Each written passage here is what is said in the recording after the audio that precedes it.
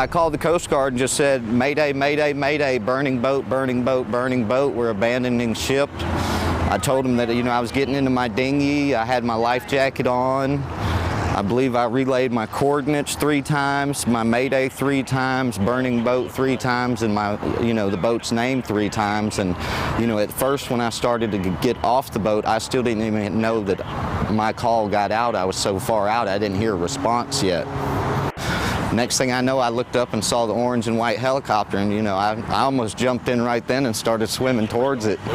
When I actually seen him hit the water, it was just kind of like a burden taken off my shoulders, knowing that, hey, I'm gonna be okay. Swimmers in the water, swimmers away, and swimmers okay.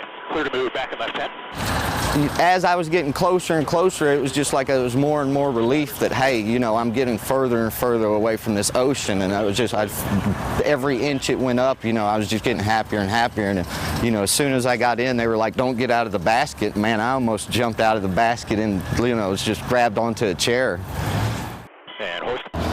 I was happy and excited that I got saved, but then I realized, that's all I have now left is me and the dog. Everything else I owned was burned. I didn't even have shoes anymore, flip-flops or nothing. Well, I got a lot to be thankful for. The dog made it and I made it, and, I could always buy a new boat and I can get some flip-flops somewhere.